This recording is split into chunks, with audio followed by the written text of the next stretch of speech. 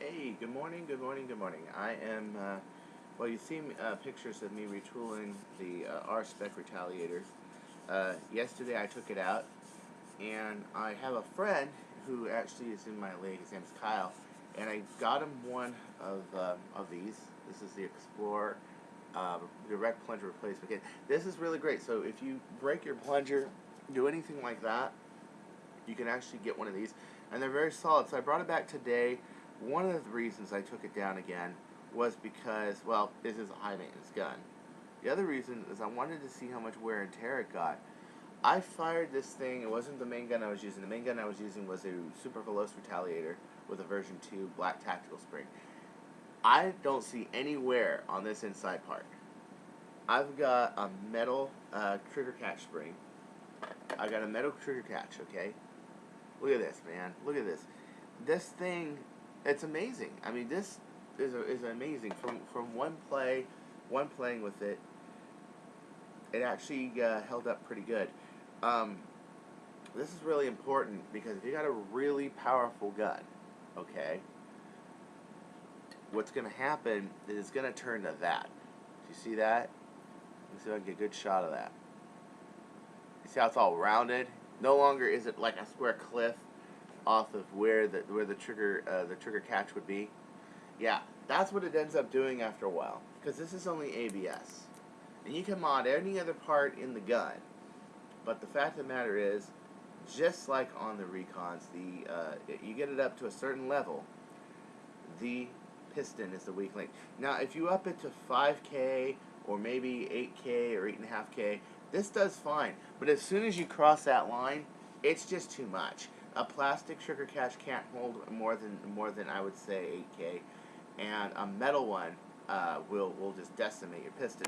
So, Kyle, who's also a modder, found something very, very interesting about this setup, and that was that this piston will fit, but the problem is that this hangs back too far for the Xplorer catch here. Let me show you for the Xplorer piston.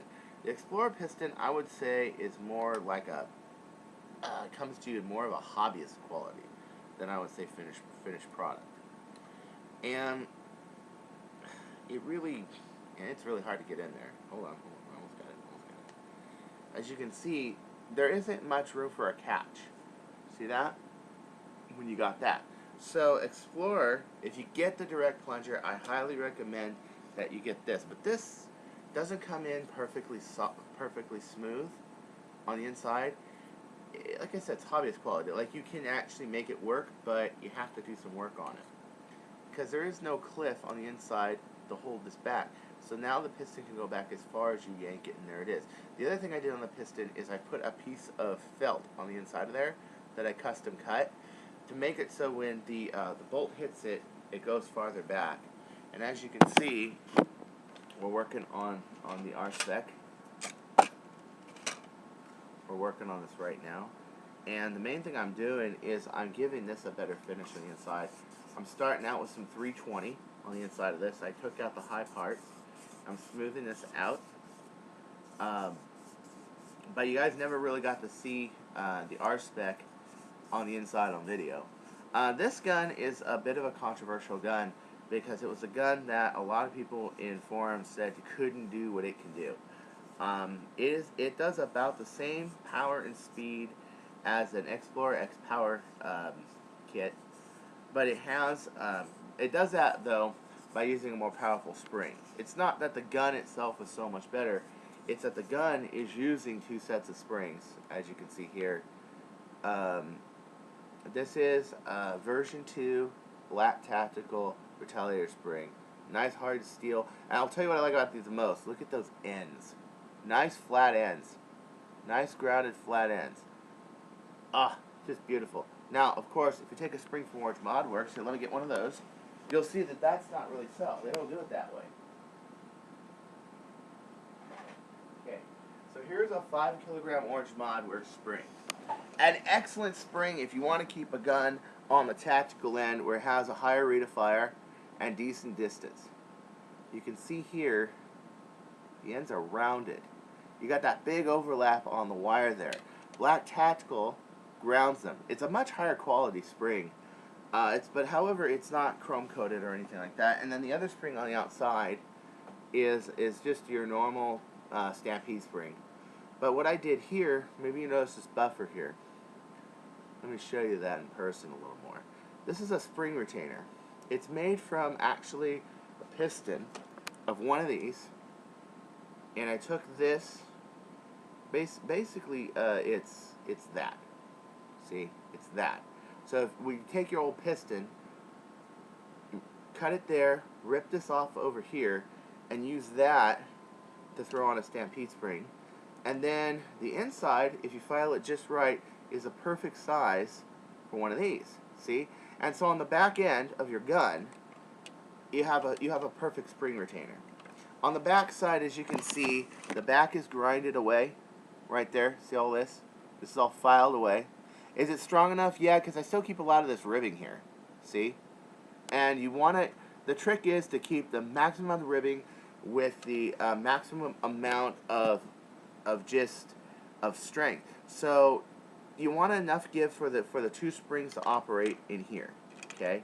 But you also want it to be strong enough back there to hold the tension, because now you're pulling above 20 pounds. For any serious Retaliator aspect, that's what you have to do. Now, if you just throw 5K whatever, yeah, you're not going to beat people with air guns. Yeah, you're not going to beat people with Stefan launchers. Yeah, you're not going to do that. But if you are serious, yeah, you will. I've been in a lot of fights where even if I was limited to range, because I had people with air guns that did 150 feet flat, this thing had enough rate of fire that you literally catch them in the middle of reloads and you just let them have it.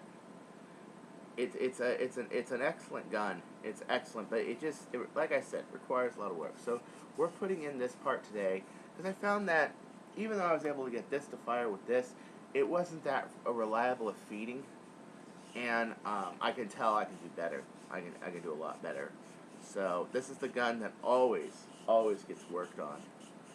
So real quick, I'm not going to fire it, but I'll give you a sort of a look of what does this thing look like when it's assembled? Like, what does the inside look like? Alright, so here's this. You know what? These black parts from Xplorer, they are excellent parts. But I'm warning you right now, there is some work required to get them just right. Okay? Here's the piston. Now look at this. Look at this. Isn't this great?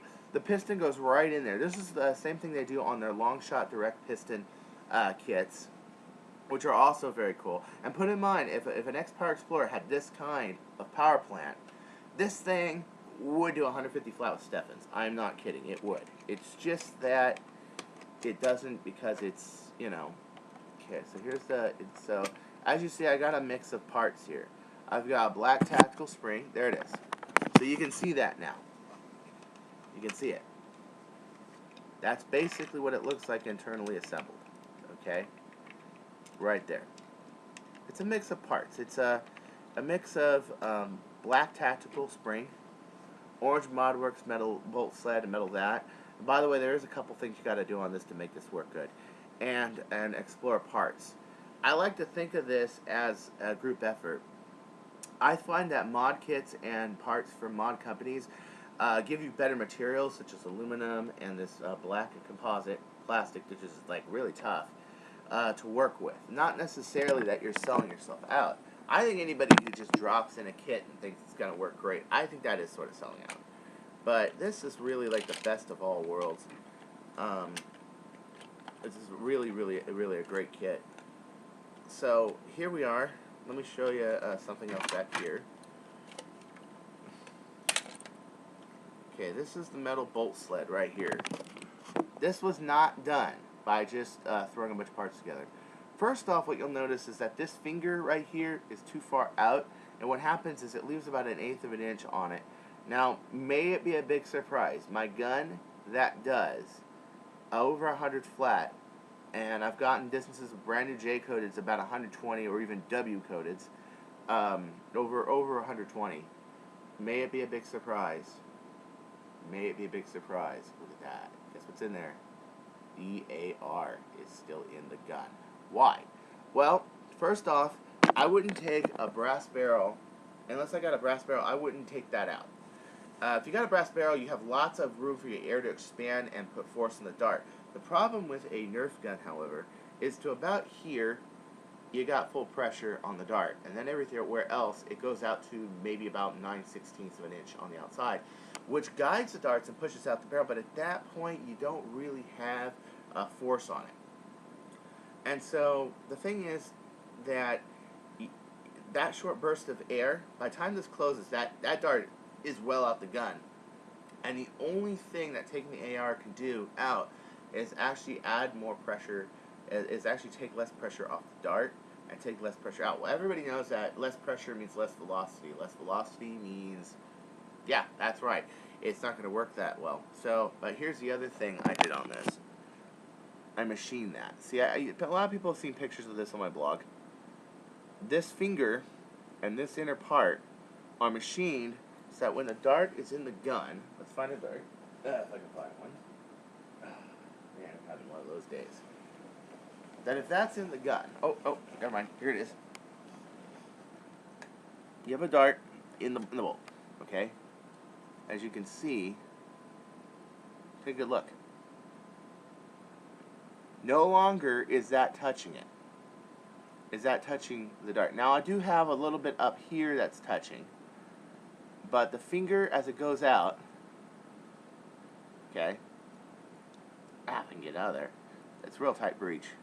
Might be one reason I'm doing really good with these, but look at that. Doesn't touch. There's no friction on the dart as it's flying out, so this finger doesn't touch. They ought to do this on all. They really ought to do this on all the Nerf darts. They should make it rebated like that.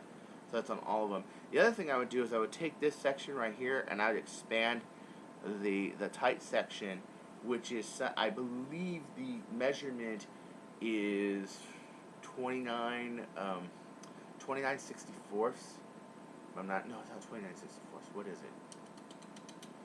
I read it once. It's like 35 64ths or something on the inside there. And and what it does is it's the part where there's more impact on the dart. But I think that would really help. So, at anywho, this is Chris Cartea. I was just working on this right here, having some fun, you know, getting this better. I think the Xplorer piston block is a really good piston block design. I mean, I don't see one bit of wear on this piston, even after using it for a day. I mean, very nice. I saw a little bit of my Teflon tape sort of here, there, and everywhere, but not one bit. And as usual, it's the ooh and ah of any mod me. So anywho, this is Chris Cartea. Don't you go changing. If you got $32 to buy this and this, if they ever have it, I'd buy it from Xplorer SG. However, last I saw, they were sold out. Not very hard to see why. Okay, so before, it was click, right? And now,